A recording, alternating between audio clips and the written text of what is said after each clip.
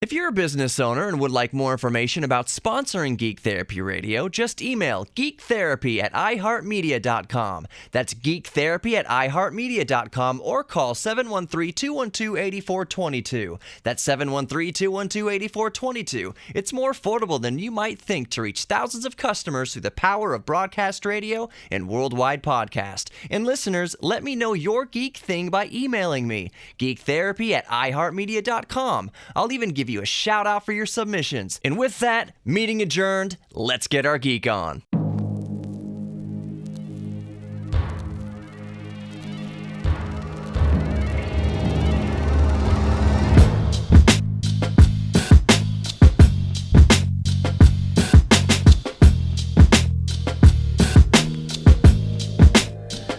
Whether it's cars, comics, video games, or violins, there's a little geek in all of us. It's time to give your geek a voice. It's time for Geek Therapy. Here's your host, Johnny Himberger. Welcome to Geek Therapy Radio. Holy crap, do I have the greatest show ever so far. What episode is this? I think this is episode 40. I'm already up to 40 weeks of Geek Therapy Radio. Thank you, my geeks, for growing the show with me, and as a treat for you today, I'm going to forego doing all the social media plugs until the end of the segment because I have one of the king geeks with me right now. He's approaching, I'm going to say, approaching a million subs on YouTube. That aside, I've got the 8-bit guy, David Murray, with me, and I'm freaking out just a little bit. And you can see on camera, I'm fidgeting because I'm just so excited. I've got David Murray here. Dave, how are you doing? I'm fine. Thanks for having me on. I hope that wasn't putting you on too much of a pedestal, but you are one of us, as they say. Okay. A man of few words. Let's try to milk some more words out of him. Yeah. Yeah. Okay, so I guess that's the first logical question. Your YouTube channel, the 8-bit guy. It's just 8-bit guy. It's not the 8-bit guy, right? No, it technically is the 8-bit guy. The 8-bit guy. If you type the 8-bit guy into YouTube search or into Google, you're going to find his channel. Guaranteed. So, do you script your videos or do you just go off the cuff? They're scripted. Okay. Yeah. I know some people... I'm sorry. Yeah, I spend a good bit of time scripting them out, actually. Yeah. It varies from one episode to the next, but I could literally spend hours writing a script for a 10-minute episode. Right. So, yeah. Right. I've done the same thing where some videos I put up there, I script out, and then some of them I just kind of wing it. Like I put a video about Tesla's new Roadster and semi-truck, and I didn't actually, no, I did script that, but I just did bullet points. Do you ever just do kind of bullet points? Well, sure. And sometimes a video kind of evolves as I'm working on it. It depends on the topic. It depends on the topic I'm covering. And right. Like if I have guest stars or if I'm out on scene somewhere filming, which is rare. Mm-hmm. But in those cases, I kind of just go with the flow. And then I may script some and edit some in, after the fact before I upload the final video. But most of them do start out as a script before I ever film even the first scene. Right. So it's so much nicer. It's so much nicer to have a script. It's like a safety blanket. Like, I know what I'm going to say, so it's so super easy. Unlike radio, where you're just going off the seat of your pants. But that's all right. So you mentioned going on location, and that's reminding me. Listeners, for those who don't know, and viewers on YouTube who for some reason know my channel and not the 8-bit guy's channel, David, you are just elbow deep in retro tech. And it's not just old computers like old VIC-20s and Commodore PETs, like all the way back to that stuff. Like you actually also work on keyboards, not computer keyboards for those confused, but like synthesizers, 80s right. synthesizers. So anyways, one of the retro tech videos, one of my favorite ones you've done. I don't want to say it's the one that made me sub because I think I've been subbed to you for a while before this. But anyways, you did... what is it called? It's that cassette video recorder, the micro cassette video recorder. What was that toy called? That was 2000? The Pixel 2000. Yeah. Pixel from Mattel, I think. Yeah. Right, Pixel 2000. You did go on location. You went to the Dallas Galleria. I've got a brother in Coppell, by the way, so I know that's probably within a few miles of wherever you're at. But you went to is it just the Dallas Galleria, and you're like, look how that was well lit. Like that mall is well lit, but this Pixel 2000, PXL 2000, whatever it's called, I had one growing up. Back in the late 80s, my brother had one, and it was absolute like sorcery magic to me, how they could record any sort of video on a cassette tape. But I don't remember it looking that bad. Yeah. It's, there's been some debate too. There were a lot of people commenting on that, saying, well, maybe that unit, maybe it's, well, as they age, I understand there's some issues that they may develop. And, but, I was able to find some original footage. Right. That was filmed on those, and they don't look much better. No. Really. No, you're right. I think the only thing that made it look even worse in my case, because I think the cassette drive was not working quite properly, so that introduced a lot of additional like instability to the picture. But as far as the fact that it has terrible light gain or exposure or whatever, that apparently that's just the way they are. well, it's like a pinhole camera that somehow has a light. It's a sensor. I don't know. It's, as far as pixels go, it looks like 5 pixels by 6 pixels. Like it's pretty grainy. Well, you got to keep in mind how much CCD technology. Well, we don't even really hardly use CCDs anymore. We're all doing CMOS imagers now, but I mean that's a technology that evolved very rapidly throughout the 90s, right? And particularly the late 90s, and so they were in the 80s where they were really expensive and they were pretty primitive. But it's just like old video games. Like I don't remember. For instance, I remember going to pick up Super Mario Brothers 2 in 1988 and being absolutely blown away by the graphics and thinking, there's no way computer graphics will ever get better than this. So we have our nostalgia kind of lies to us with how we remember how great things looked. Now you put in Super Mario Brothers 2 or you look at footage from that PXL 2000, you're like, I don't remember it looking this crappy. Same thing with PS1. Yep, that's true. Like with GoldenEye 64, even something more recent. GoldenEye still looks good now, but it does not look like the way I remember it in 1996. Although, did you ever well, this is kind of a dumb question. Donkey Kong Country for the Super Nintendo? I don't think I ever played that. Well, all I will say about that is, as far as us remembering things better than they actually are, Donkey Kong Country is 16-bit, Super Nintendo. It still holds up today. It still looks gorgeous today. It's one of the rare games that you pop in and it still looks amazing. Yoshi's Island also looks beautiful. Even today in 2017, 16-bit, it's amazing. It's interesting you say that, because one of the discussions I get in a lot with people when we talk about whether a game holds up is it's fascinating when you look at games and when you look at their appeal, like what was the appeal of this game and say, I don't know, 1985 or 1995 or whenever it happened to come out. Mm-hmm. And if the only appeal to the game was, oh, look how great of graphics and sound this game has, that would have been a great appeal in those times. But it's interesting, if that was the only appeal it had, then when you go back and play those games today, they're just not any fun. Right.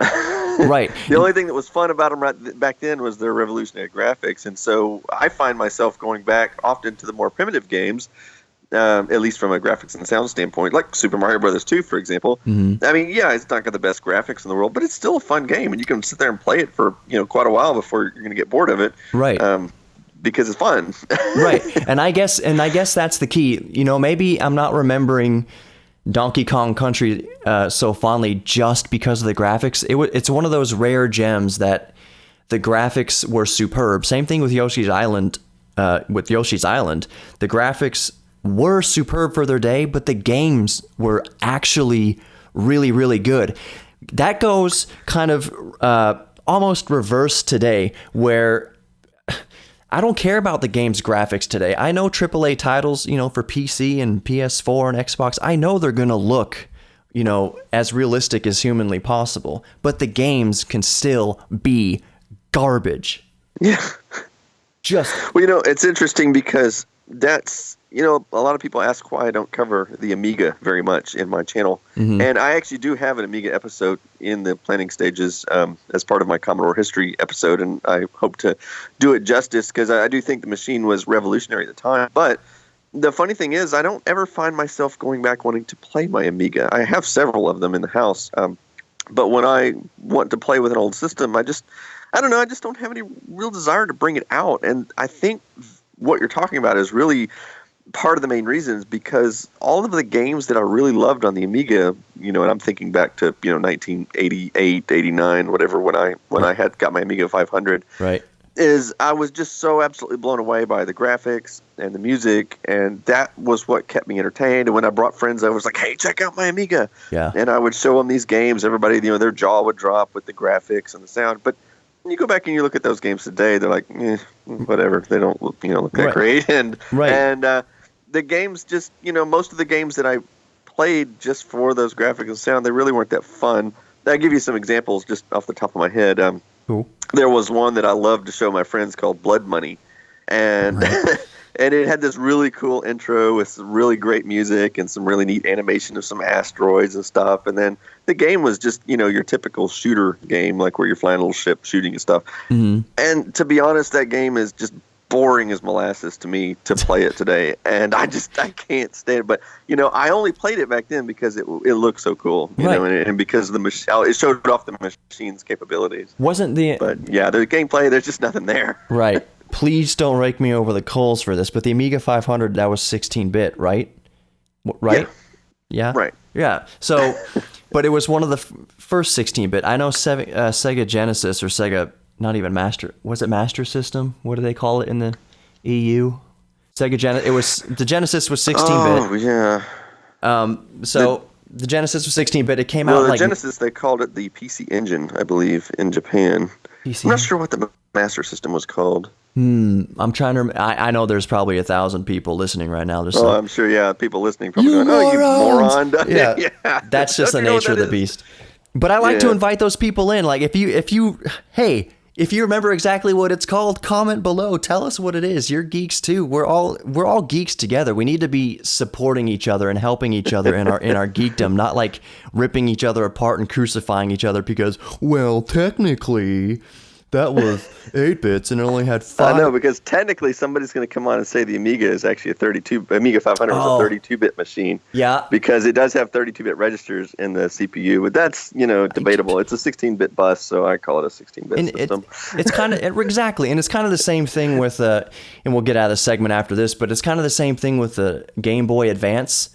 It was all touted and advertised as 32-bit, but like, really was it 32-bit? Like, it had some 32-bit, I don't know, like sub-processing or whatever, but it was not like it was not PlayStation 1 32-bit 3D rendering. Like, the 32-bit was marketing ploy, basically, maybe because it had two 16-bit like chips, and like, oh, 16 plus 16, that's 32 bits technically. Okay, well, not really. I get where you're going, but like, not really, Nintendo. I mean, but it was still a great handheld. With that, don't mean to cut you off, but we're going to come to the end of this segment. David, can you stick around for another segment? Is that cool? All right, cool. Well, we'll be right back with more Geek Therapy Radio. During the break, if you are not driving, do not get on your phone and do this, but go subscribe to The 8-Bit Guy on YouTube. And while you're there, go subscribe to Geek Therapy Radio. Also, Geek Therapy Radio on all the social media, Geek Therapy Radio Facebook, Geek Therapy Radio Instagram, Geek Therapy KPRC on Twitter. And David, where can people find you on social media? The only thing I really have is a Facebook page. If you look for the 8-Bit Guy, they'll find it. That's all you need. Exactly like I said earlier, just Google the 8-Bit Guy and you'll find all of his stuff. It is glorious. But we'll be right back with more Geek Therapy Radio coming up. David's going to stick around. It's just going to get better and better. So stick around, my geeks. We'll be right back.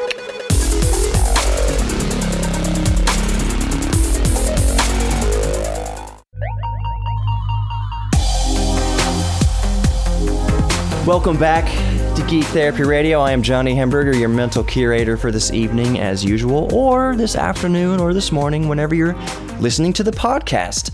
But I implore you, geeks, geek out, bust out that AM radio, Tune it to 950 KPRC right here in Houston or anywhere in the universe that radio signals reach via the iHeartRadio app, and you can listen live when the show airs Saturday nights. So, but I imagine a lot of you, it's more convenient podcast, and even on the YouTube, I keep saying the YouTube like a 90-year-old man. Go to YouTube and look up Geek Therapy Radio, and while you're at it, look up David's channel. I've got David Murray with me. He is the 8-bit guy, the freaking 8-bit guy. That's not his YouTube channel name. Don't put freaking. It's just the 8-bit guy. But I'm talking to David. David is just, we talk about PC Master Race. David's like retro tech Master Race, Commodore Master Race. Would that be a good description? Yeah. Possibly? Yeah. So Commodore, actually, David, I got a kind of a funny story. I didn't have a Commodore 64 growing up. My friends did. I had the NES and I had the Atari 2600.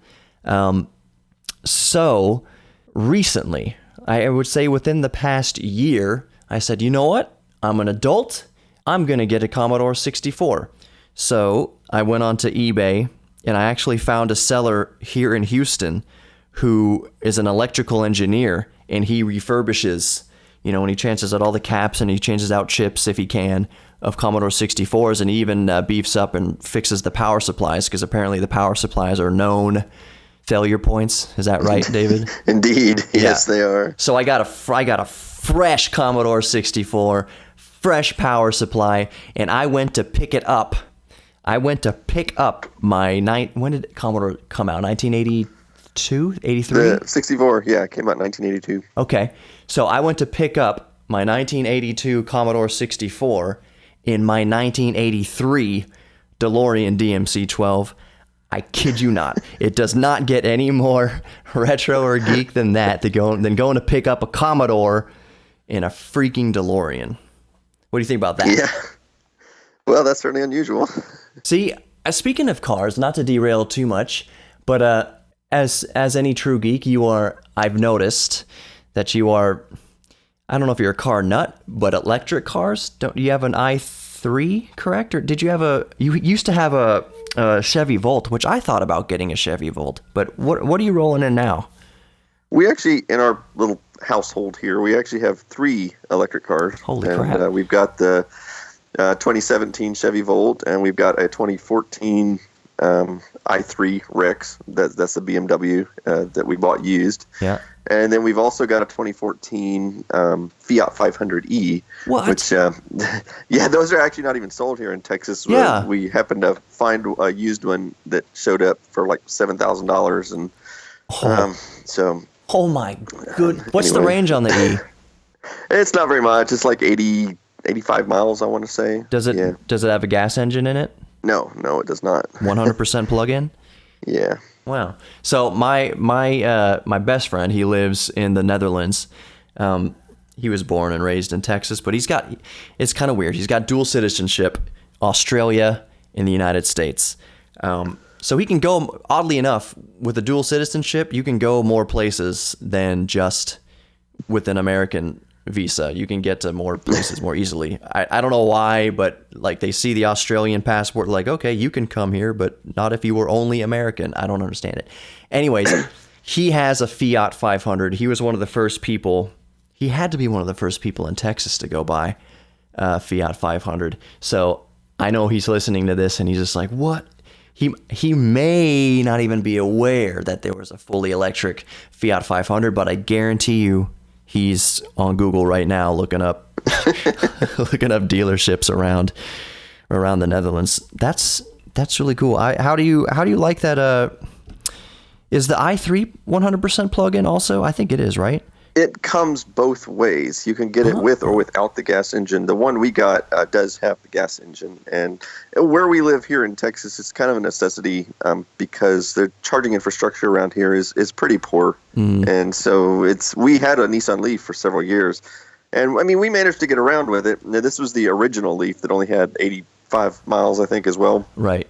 But there were several occasions where It was a really close call, and then there was one time I even got stranded in it, and it was Mm. because a charging station wasn't operational that I had planned to use on my route, and there just wasn't any other station to go to. There was no alternative. Oh my goodness. And I thought I could make it to the next station, and I got within like 2 miles of making it there. But but that's ancient history now, because all the new EVs coming out have a lot more range than that. And Yeah. like I said, the two that are our primary cars are both have the gas range extender, so we don't have to worry about that anymore. Right.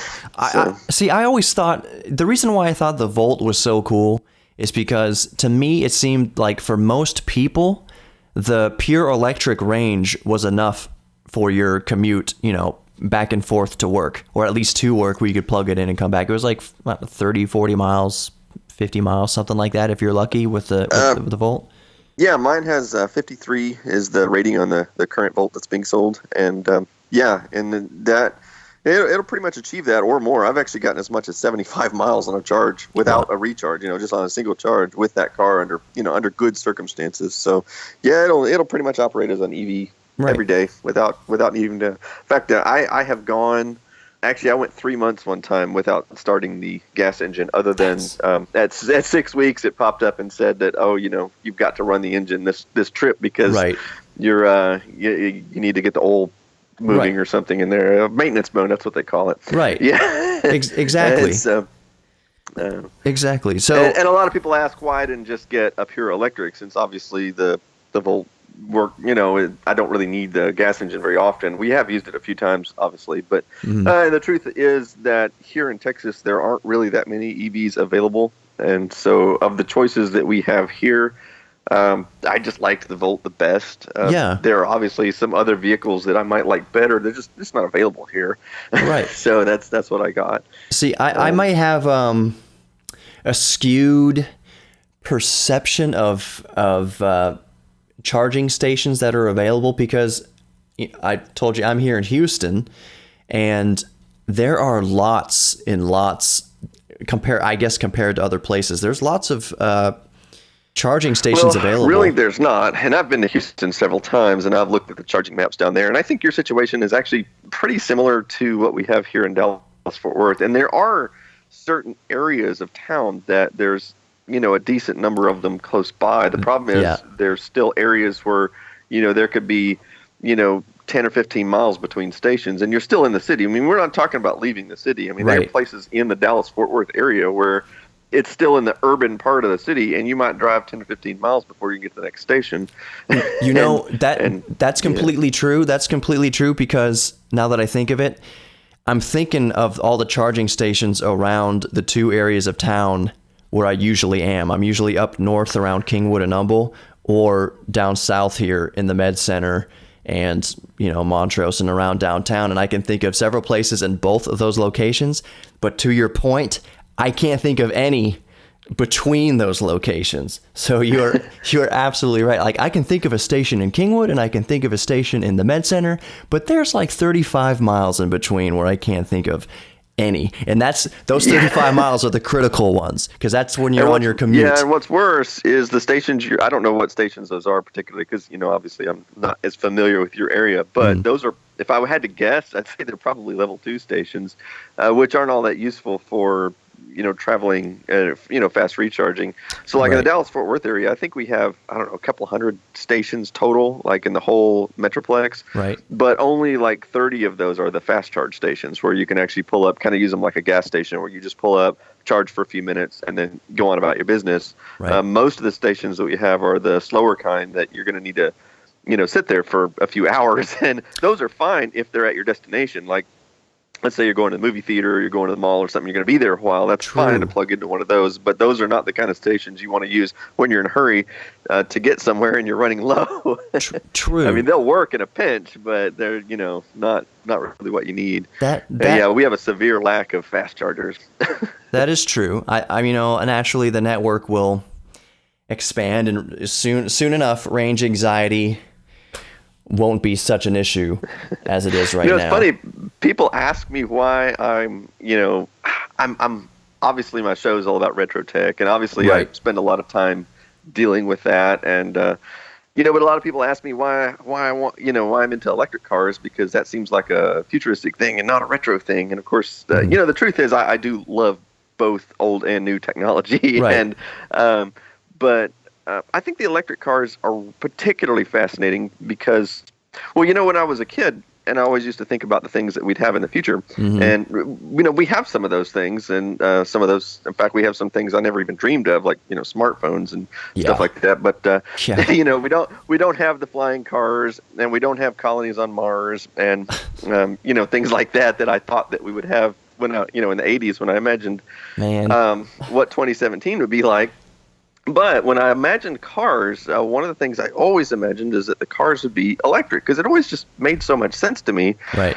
And even my father, who worked at General Motors for most of his life, I always remember asking him as a kid, it's like, Dad, why don't we have electric cars? And, he never really had a good answer for me. Of course, I kind of know now why we didn't have them, because I know the battery technology wasn't quite ready back in the 80s for that. But yeah, one of the things that I find fascinating looking at it today is, I'm a pretty good judge, historically, of what technologies are going to catch on and not going to catch on. And I've been an excellent, if you look at my track record through all the way from, I guess the early 90s to today, there's been a lot of technologies that I said, hey, this is going to catch on. And there were always naysayers, of course, Yep. I can't remember how many arguments I had with people over things like digital cameras and PDAs.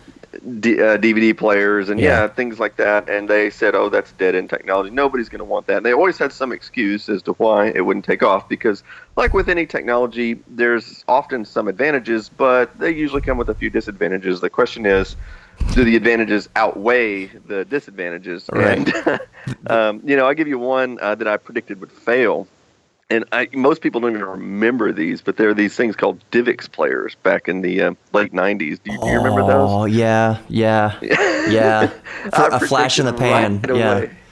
Yeah, I remember right away, I think, telling people, no, these things are going to absolutely fail miserably. And they did. Right. And I've actually got one on my little museum shelf, one of the DivX discs, just to, occasionally just a conversation piece to pull out and say, hey, you remember these things? Right. But with the electric cars, I'm predicting that's the future. Now, I've obviously been in plenty of arguments with people who think I'm crazy. But yeah, the reason, and what's so neat about it is because we're in that transition period right now. And if you and what's so fascinating to me is if you go back to, say, the 90s and you look at something like laptop computers or even digital cameras for that matter, we knew they were the future, but we didn't exactly know what form they were going to take. And I've actually thought about doing a video about this at some point. It's like you look at all the different laptop designs. Some of them, they had the trackball, some of them had the trackpad, some of them had it had to use an external mouse, some of them the keyboard was like up front, some of them was pushed back towards the screen where you get the palm rest. And there was just all these crazy different designs they had on laptops and how they opened and how their screens worked and whatever. There were all the different screen technologies. You had gas plasma screens and black and white screens and dual TFT screens and things like that.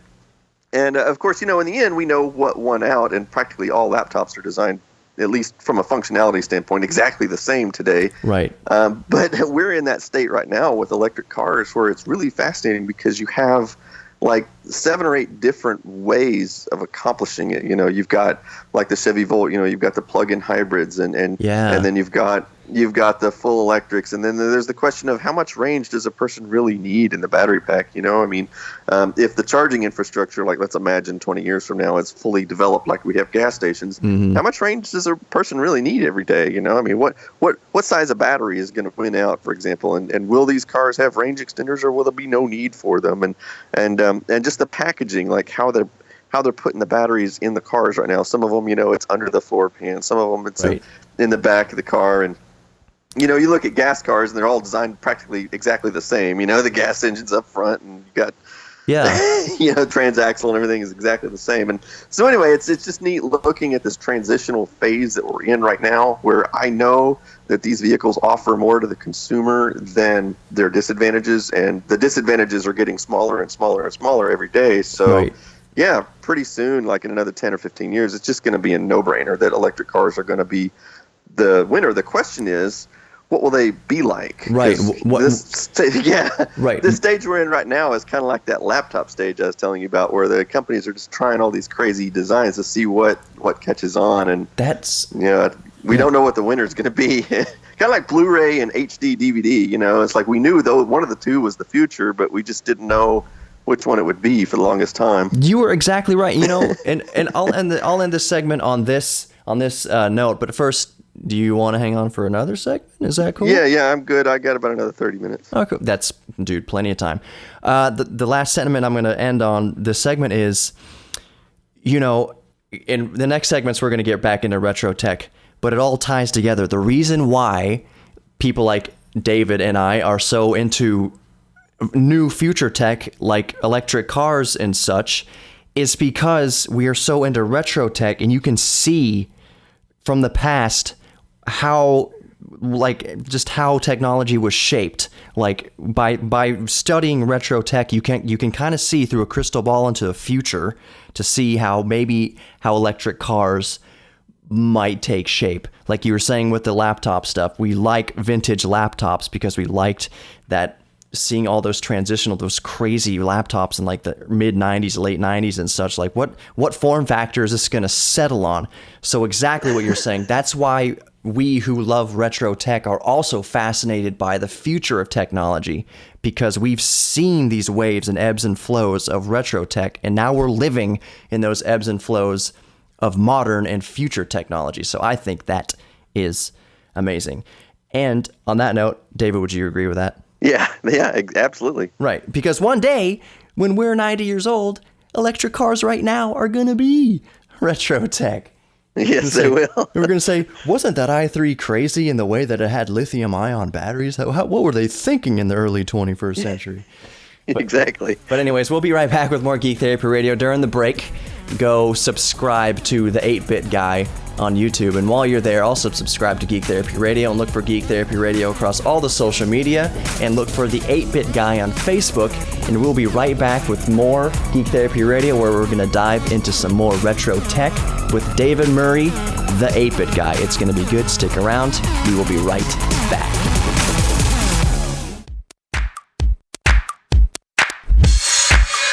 Welcome back to Geek Therapy Radio.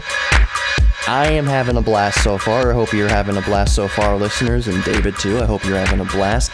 You went off on that last segment. I've got the 8-Bit Guy with me, David Murray, so go look him up on YouTube, the 8-Bit Guy. He went off on electric cars. I would say maybe that was a good 5-7 minute diatribe, but it was a manifesto of electric cars and where we're going with electric cars, which is fascinating because you did bring up some points that I hadn't even thought of yet. I've been fascinated by electric cars, but for instance, the charging stations, and I promise listeners we're not going to keep talking about electric cars in this segment, but it's just something that popped into my head. The charging stations, one thing they need to, the point they need to get to is the 2 to 3 minute quick charge from empty to full. And that sounds maybe to the layperson like something, oh, that's super easy to do. Just charge the battery in 2 minutes. Well, we're only quick charging technology is kind of new, wouldn't you say right now, David? Because it's hard to charge a battery that fast safely. Perhaps. The problem isn't even so much with the batteries. People often assume it's a problem with the batteries, but it's not. Actually, it's a problem with physics of simply, if you look at the amount of power you would have to transfer to a car to charge it that quickly, the charging cable would be like 6 inches around in order to hold the current for that. I just don't think you're ever going to see 2 or 3 minute recharge times. 10 minutes, even maybe 5 minutes, but in order to charge one in 2 minutes, because it's exponential. Right. Every time you cut the number of minutes in half, the amount of current you need it gains exponential. You'd have to have a nuclear power plant sitting next to the charging station to supply the power. So I don't think you're ever going to see that fast of charge times. But, that is really true. Just thinking about the grid, like the current grid, it couldn't handle pulling but 5 those or 10 kind of minute amps. charge times.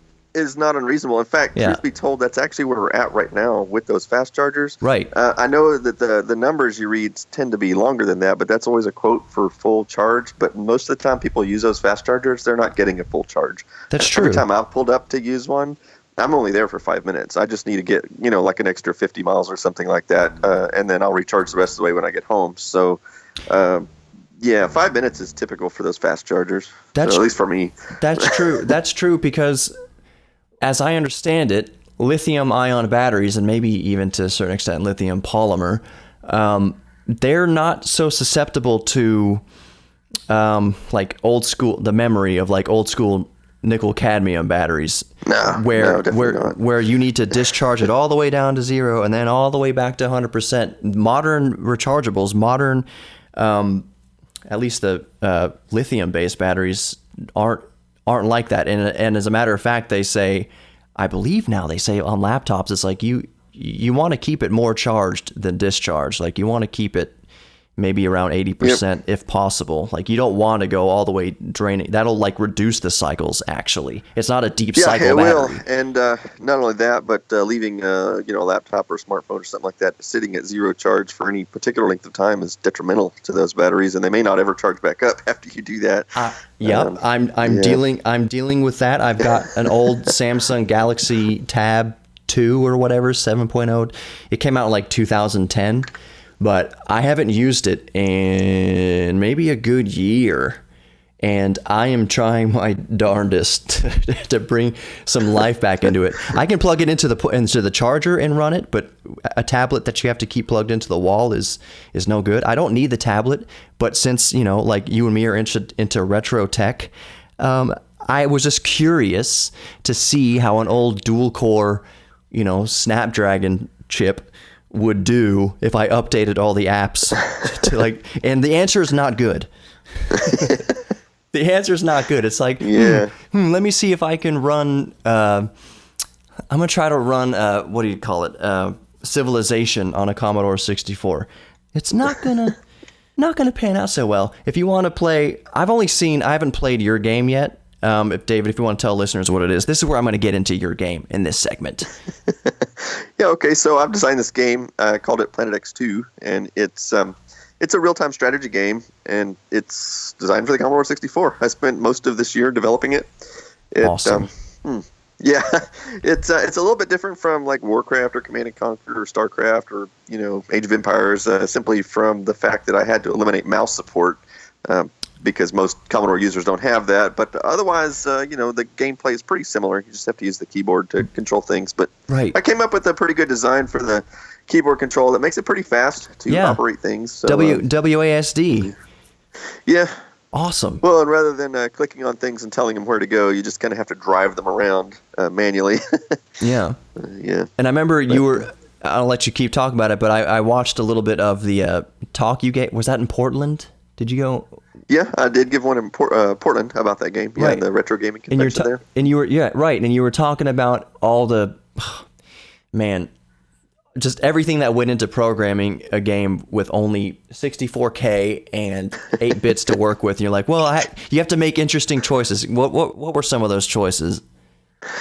Oh, well, everything is a trade-off when you're trying to do a game like that in 64K. I mean, if you're trying to do Pac-Man or something, you'll probably have like 48K left over because you just don't need that much. But but for a real-time strategy game, you need a lot of RAM. And so I had to make practically every byte count. Mm-hmm. And yeah, there was a lot of things. A lot of features didn't get finished because I simply ran out of space for the code to even hold those features. I actually had to remove some features towards the end to make room for some of the features I thought that were more important. To get in there. There were a lot of compromises in graphics and sound as well. For example, I didn't use the Commodore 64 has a lot of different ways of displaying graphics. That was kind of one of the neat things about that computer is that the engineers that designed it, they gave the programmer several different options. Each had different trade-offs available, and so I ended up using essentially the graphics mode that uses the least amount of memory, but you also get the least amount or the least impressive looking graphics. Right. So there are plenty of Commodore 64 games out there that look more impressive from a graphical standpoint than my game, but they don't have the same type of gameplay that mine does. So that was a trade-off that I made. Exactly. So, exactly. Was the graphics mode you chose, was that, please forgive me, because I tried to learn BASIC a little bit, and I was getting into it, and I was like, how much time do I really need to devote to learning BASIC? I'm never going to make, I don't know. I enjoyed it, and I do enjoy going online and like looking at some basic programming and you know, typing it in as I go. I think it's very therapeutic when you hit enter and you don't, or hit run and you don't get a syntax error. I like that. But the graphics mode you chose, was that, please don't crucify me for this, text-based? Yeah. So first of all, you know, a lot of people ask about the BASIC, and I'm often correcting people. And I know you didn't say it was written in BASIC, but a lot of people seem to think that it is for some reason. So I just wanted to clarify. Sure. My game is actually written in 6502 assembly language, which is not BASIC at all. Okay. But that aside, you're correct. Basically, what I used is text mode. And in text mode, you do get 256 characters. But the good thing is you can change those characters to look like anything you want. Right. So I was able to redraw those characters to look like, you know, my tanks and trees and you know, enemy units and pyramids and stuff like that. Where you run into problems using the text is that you only have so many characters to work with, and you also have very limited amount of color that you can use, because each character can only be one color. So you can't really just put like different colors of pixels next to each other wherever you want them to go. True. So you have to be really, you really have to put a lot of forethought into how to design the graphics around those limitations in order to make them look colorful, even though they're not as colorful as they look. So it's kind of an illusion. Yeah. Right. That's so incredibly like, as far as programming goes, I'm a complete layman. Like, probably a lot of listeners are, which is why we have you, David, people like you on the show to educate us, because that's what the show is all about. Okay, so you're programming in 6502, right? That's what you said? Yeah, assembly language. Mm-hmm. Does that, when you were making revisions to the game and you were saving your progress, does that play nicely with the data set? Like, can you still save it to tape, or were you going floppy, or what? How are you doing it? Or like an SD card conversion or something? I think you have a pretty good misconception of how, you know, I don't know. To be honest, I have no idea how they would have done it back in the day, writing stuff like that. There's probably 100 different ways, but I actually wrote all this on a modern PC. I knew it, dude. I knew it. And I used something called a cross compiler. Yeah. So basically, I'm able to write my code, and it is 6502 code, right? Which is what this Commodore 64 runs. But I'm able to write that code in a modern program, and then when I go to compile it, it'll compile it into 6502 code and save it as a program file, and then I would dump that into a Commodore 64 emulator to test it. Yeah. And then I also had the SD card solution available, so I did keep a real Commodore 64 handy. And, you know, I didn't test on it every day, but, like, you know, every few days after I made a good number of changes, I would throw the program file over onto an SD card and then use my little SD card reader on the Commodore 64 to copy it in so that I could actually see what it looked like on the real hardware. And most of the time it was pretty close. The only times these emulators they have today are pretty darn fantastic. So, I mean, if it runs on there, it's going to run on the real machine. The main thing that I noticed, though, is that the emulator in many ways is too good. So, for example, some of the graphics that I drew looked fine on the emulator, and then when I viewed them on the CRT screen, they were you couldn't tell what they were, because the CRT is much more blurry than the LCD monitor on my modern computer, and so I had to go back and redesign some of those graphics to, you know, like thicken up some of the, you know, walls of stuff or whatever, so, you know, like borders, you know, between colors or something to help the contrast. Help with the contrast a little bit, so you could actually tell what the heck you're looking at. And so that was the real benefit of having the real hardware there. Now that kind of, I'm sure you're like me, my geek brain kind of goes off on rabbit trails. You'll mention one thing, and then I'll be like, oh, that reminds me of this other thing, which is, you were mentioning programming on a modern PC, which I should have assumed. I was being too romantic in my envisioning. Oh, anyways, so you're programming it on a modern LED monitor, I'd assume, whatever the modern technology, TN panel, whatever it is, OLED. The pixels, for people who don't maybe understand, the pixels are different. Whereas, like, on a LCD panel basically versus a CRT, where, correct me if I'm wrong, David, please, you've done so a couple times so far. That's what we're here for. The CRT, the pixels are different on a color CRT. They're grouped in threes. Is that right? The dots are groups of threes, and that's what makes it kind of blurry when you versus a like one pixel is one color on a modern LCD screen. No, actually, it works almost exactly the same in the regard that you're talking about. If you take a magnifying glass to a CRT or an LCD, both, you're going to see, like if you look at a white pixel, you're going to see three different lines of red, green, and blue. Right. And there were several different technologies of both CRT and LCD. Sometimes they group the color, the three different colors, somewhat different arrangement, but it's always the same concept on both. The reason it's more blurry actually has less to do with the CRT and more to do with the composite video signal. Yeah. So the composite video signal is just not particularly good at handling high resolution stuff. I mean, because it's an analog signal, right? And it's not. It's kind of hard to explain. I mean, a VGA is an analog signal too, but it's got a much higher clock rate, so it. It can get more detail in there. Also, would you say a VGA signal, it's analog, the closest equivalent for like a TV would be component? Would that be kind Correct. of more of an accurate parallel between the two? Because I would say so. Component can do, oh man, I hope I don't get destroyed for this also, but I know it can do 1080. I'm just thinking, can it do 1080i only, or can component do 1080p? I want to say it can do P. I want to say it can do progressive scan. Without Googling, I want to say component can only go 1080i. Now, there's probably no technological reason why it can't do 1080p. I just don't think that was ever part of the standard. Oh, okay, comment section. If you're listening on the radio, go to the Geek Therapy Radio YouTube. I'm getting all my social media mixed up. Go to Geek Therapy Radio YouTube and light us up for what output component can do. Can it do 1080i only, or can it also do 1080p? We don't know. Don't make us go to the Google. You go to the Google and then tell us about it. Write those sweet comments. David, can you stick around for one more segment? Yeah. And it'll be a quick one, I promise. So just rip off the Band-Aid. Geek Therapy Radio on Facebook, Geek Therapy Radio Instagram, Geek Therapy KPRC Twitter, Geek Therapy Radio on YouTube. Yes, YouTube. And the 8-Bit Guy of all things good and digitally holy. Please go subscribe to the 8-Bit Guy on YouTube and go follow his Facebook. I promise you will have more nerd titillation than you've ever had in your entire life. I could have derailed that so bad right there. Thank you for staying quiet on that one, David, and not amplifying what I just said. But we'll be right back. More Geek Therapy Radio. David Murray's going to stick with me. We're going to wrap it up with one more final segment here on Geek Therapy Radio, so stick around. It's going to be fun.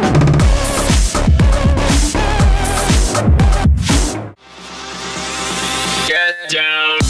Welcome back to Geek Therapy Radio. I can't even talk. David's got me so excited in a nerdly way. Welcome back to Geek Therapy Radio. I'm Johnny Hamburger, your mental curator for this evening, afternoon, or morning. Whenever you're listening to the show, whether it's on the actual broadcast where the voices sound the sexiest on AM radio, or you're listening to the podcast in the shower, or you're eating lunch, or you're commuting to work in your fancy electric car, and you're listening to the podcast, which you should be. I'm Johnny Hamburger, and David Murray is here, the 8-Bit Guy. I keep wanting to say the freaking 8-Bit Guy, because that's how I feel about him, but that's not his name on YouTube. It's the 8-Bit Guy.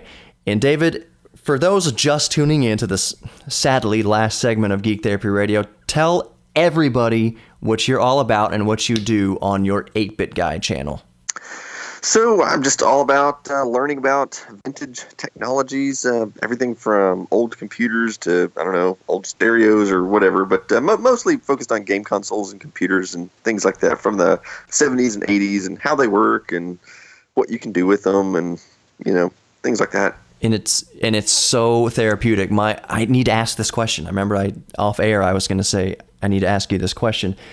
My friend David, he says that, like me, his words were, dude, I mainline the 8-Bit Guy. It's like, oh yeah, you inject YouTube right into your veins? That seems unhealthy. But he watches so much. He watches so much of your content, like me, because your restoration projects, whether you're restoring like the keycaps on an old keyboard, or you're doing a full restoration of like an Apple II, and you're there with your, you always try the baking soda method, and you're like, this works sometimes, and it worked pretty good here. It's so therapeutic. It's like, I'm just gonna let this bake in the sun for a few hours. It's so therapeutic. So everybody go subscribe to the 8-Bit Guy on YouTube. Now, here's the question. I don't want to forget. Here's the question. Do your best to answer it. What's your favorite sound or score or musical selection or whatever based on the SID chip? And explain what the SID chip is. Okay, the SID chip is actually, I'm wearing a shirt right now about the SID chip. It's totally coincidental if you were able to see me on camera. Awesome. Yes, actually, I sell those on my website. I'm not trying to big a plug for that. Or No, anything, plug all you want. That's fine. So the SID chip is the primary sound chip, well, really the only sound chip in the Commodore 64, and it has 3 voices, and it has several different types of waveforms it can produce, and it was fairly monumental back in 1982 when it came out in the Commodore 64, because most computers at that time either had no sound or they could only make beeps or square waves, and so the 64 was one of the first computers that could produce lots of different waveforms and several different voices. And that's one of the many things that made the Commodore 64 so groundbreaking at the time. And but to answer the question, what's my favorite sound? That's tough, because I don't know if he's asking about a waveform or just a technique or something. I don't know. My favorite waveform would probably be the sawtooth wave on there. I'm not really sure why exactly, but that's the one I think I hear the most in a lot of games and stuff. My favorite, boy. You can say you can say the soundtrack to your video game is your favorite. That's fine. Yeah. So my favorite soundtrack is the one to my own game. No, actually, truth be told, the one I did in Planet X2 was not that impressive. Mostly because I had so little memory to work with for the sound. I had to make a lot of sacrifices on the sound as well as the graphics. Right. So, and while I like the tune that I created, the actual presentation of it is not nearly as impressive as many other SID tunes would be in other games. I always liked Rob Hubbard, and I don't know how to say his last name, Chris Hulsbeck, I think, or something like along that line. There's some modern composers. There's some modern composers too that do some really amazing things with the SID chip, and I actually can't remember any of their names off the top of my head. I'd have to look them up. No, but that's good. That's good information, because someone may not realize that there's still modern composers doing, I guess you'd call it, chip tunes with the SID chip. So man, that's a whole Google rabbit hole that's gonna unearth and open a whole new world for especially a lot of listeners and a lot of viewers watching this right now. Yeah, the SID chip is still a chip that people like to compose for today, particularly, like we say with chip tunes, because it's limiting enough to be fun and challenging, but it's also not so limiting as that you can't hardly make anything with it. Because there are other sound chips. If you tried to do, like the Nintendo, for example. It was pretty much only square waves and a noise channel. And you can make tunes on it, but it's and some people do. But the SID chip gives you a little bit more variety while still remaining pretty challenging, which is a lot of the fun. That's what I do, like on my 8-Bit Keys channel. Is I like to compose music on things that are challenging. Yeah. I know I said I was going to make this segment a short, and it is going to be a short segment. I might edit some things down for the air. Sorry, listeners, if you're listening on the air. So that's just more incentive to go listen to the podcast or go on YouTube and get the full hour or whatever we're doing here. But so I am going to bring this up, whether or not I edit it out. Who knows for the air for what goes on air. Oh geez. Okay, I almost forgot. I know that you like to dabble with old cassette 4-tracks. You did a whole video on how you make songs with your keyboards and whatnot on a like a Tascam 4-track, which is amazing. And I'm tying it all together here. What you said a minute or so ago about the challenge of using limited technology to do something creative is like 99% of the fun 99% of the therapy involved in being creative with technology like that. For instance, a 4-track recorder. I tell people who are getting into music production, because that's my cup of tea, is music production. That's what I went to school for and everything. I say, okay, what song are you making? What's your genre? Like, what are you wanting to record? Oh, it's just me with my acoustic guitar and my vocals or whatever. It's like, okay, well then you don't need a very powerful computer. And I'm telling you right now, waving my finger, if you use more than 8 tracks on on your computer to make an acoustic song, that's probably too much. You probably did something wrong. So I still recommend in 2017, I say, okay, you're an acoustic singer-songwriter, get you an old Tascam 4-track, because the limit of those 4 tracks, of only having 4 tracks available, is going to make you so much better of a musician, so much better of a songwriter, so much better of a composer, because the limitations inherent in this old technology forces you to get better and better at what you do, better and better at the music you make. And I think you might possibly agree with that. I don't know.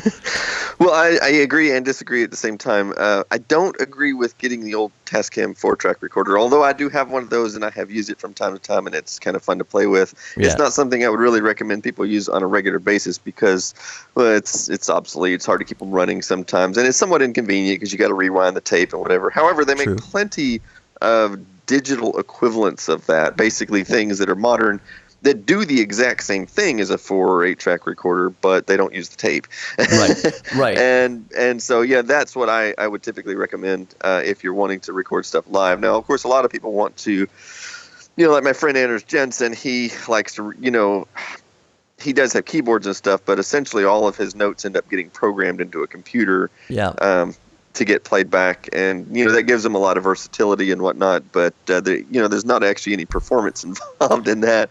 Oh, yeah. But the way I write music is, I use my computer and I use Audacity mostly, but you could use Bandcamp or any number of other multi-track recording programs, and but the concept is the same, but going back to what you were saying though about the limited number of tracks, I tend to agree with that, making you more creative as well as having the more primitive voices. And I'll give you an example of that. So you can hand somebody, or even me, for example, a really modern keyboard or even like an acoustic piano or something. And, I could sit down and I could come up with a song on that. And it's going to sound good. Right. Now, here's the interesting part. In most cases, probably like 90% of the cases, if I were to try to take that same song that I came up with and play it on an old square wave keyboard from like 1981, it'll sound terrible because it just doesn't have the beautiful sound that the more modern stuff can produce. Right. But what I find interesting is the opposite is not true. If I sit down in front of an old square wave keyboard and come up with a melody and a bass line and some kind of, complimentary, tune, accompaniment or something, and do it in a 4 or 6-track recording, and if I can come up with a melody using that equipment that sounds good, then it's going to sound even better when I go to play it on a modern device. And so it's kind of interesting how it forces you to write a good tune when you're using the crappy technology. Right. And I guess that was my main point is using the crappy technology is going to kind of make you come up with a melody or whatever that actually like grabs people first, so that when you do graduate up to using better technology or more tracks and more plugins and stuff like that, you have the basic concept and you have the knowledge to make that melody in the first place.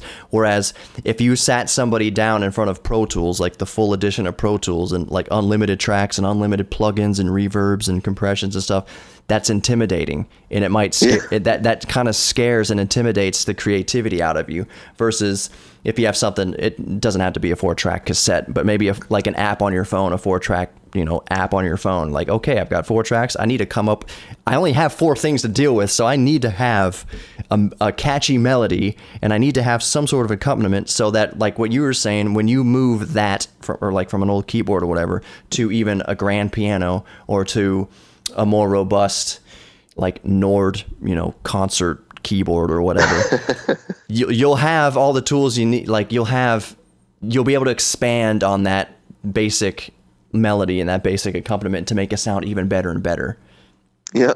Whereas At that, the same time, yeah, I get a lot of people ask me that, and I've been wanting to do an episode on this at some point, but I get a lot of people asking me, hey, David, can you recommend an old vintage keyboard for me? And I'll reply back, and I'm like, well, okay, what are you going to do with it? Mm-hmm. And they're like, oh, well, I want to learn to play piano. And I often find myself kind of pausing on those questions, which I probably shouldn't. I should probably have a form letter to reply to people on this by this point, because I've gotten asked this like 100 times. Yeah. But I've gotten to where I just tell people, look, I don't really recommend getting a vintage keyboard if you're trying to learn piano. You really need to, just go out and buy some cheap, $100 keyboard from Casio or Yamaha or something like that. That's right. Modern, and it's going to be fine. You don't need to go get like a Korg or a, Ensoniq or something like that, or Roland or anything. I mean, a typical consumer keyboard would be fine. But yeah, when you go with the old vintage keyboards like I show on my show, they are not good for learning to play piano. Right. Like in the traditional sense of playing piano. Right. If you're wanting to learn to play Super Mario Brothers tune, and I don't really classify that as the same style of music you would learn to, do in, like a piano class or something, or piano lessons or something like that. Right. Then sure, you could probably get away with an old keyboard for that, because that's what that music was written for, was, primitive instruments like that. Right. And the other thing is, okay, you want an old keyboard, that 4-note polyphony is going to be kind of limiting once you graduate to using 2 hands at once. Some of these notes aren't playing. You want the like 64 key I was about to say polygamy. Polyphony. Right? I can't even talk anymore. Actually, polyphony. I find that 4-voice polyphony works pretty well for me when I'm doing multi-track recordings. Yeah. Because it's pretty rare that I'm actually going to be using both hands at the same time. True. So for a multi-track recording, 4-voice polyphony is actually perfectly fine. And to be honest, my experience is that 8-voice polyphony is plenty even for both hands. I've really never run into a situation where it wasn't enough. Right. Exactly. Some like modern keyboards, and I'll let you go after this. I've been holding you over. But modern keyboards advertise like 66-note polyphony or whatever. It's an 88 key keyboard. Like, what are you doing? Just mashing your elbows and like your full arms, your whole body across it? Like, what song do you need to like smash a 4-year-old onto the keyboard to? Well, and even if you were using the sustain pedal or something like that to sustain the notes, it's like you're going to be pressing so many notes that you're going to have like a lot of really sour notes that conflict with each other. I guess. I guess the most polyphony you could theoretically have with MIDI would be 128, theoretically. Or maybe I'm overthinking that. Yeah, I don't think there's any particular relevance to MIDI in that regard. Let's just everyone listening, just scratch what I just said. That was a brain fart. Edit that out. Nobody will know. Right. And by edit it out, I mean keep it in for the podcast. Anyways, David, thank you so much for being on the show, man. That's doing me a huge solid. And hopefully get you a few more subs as well. Alrighty then. Appreciate being on. Is there anything you wanted to plug real quick? Where to go buy your game and whatnot? No, I mean, I think people go find my Google me. They're going to find it. So merch, Patreon, whatever. Nah, I don't. All right. I'm not the kind of person that shoves that in people's faces. Good. If, people want to support me, they do. And, right. Oh well. God bless you, sir. Thank you for not being that guy. I was giving you the opportunity to be that guy, but you heard it here, folks. He's not that guy. So go subscribe to the 8-Bit Guy on YouTube. Once again, David, thank you so much for being with me this evening. You're welcome. All right. Thank you so much for listening to Geek Therapy Radio. The show's done. Go subscribe to the 8-Bit Guy on YouTube and go find him on Facebook and like and follow his Facebook page. And while you're at it, go follow Geek Therapy Radio on Facebook and go subscribe to Geek Therapy Radio on YouTube. And geeks, we are all in this together. We're all learning together. We're all learning from people like David, and we're learning from each other in our own community. So build each other up, my geeks. Do not tear each other down. There's no sense in that. This world is so divisive. Let's not draw a line in the sand. Let's draw a circle in the sand and enjoy our geek things together. Thank you so much for listening. Thank you again to David. Murray for being on the Geek Therapy Radio, and tune in next week when we'll have God knows who. It might just be me. It might just be me and a kitty cat.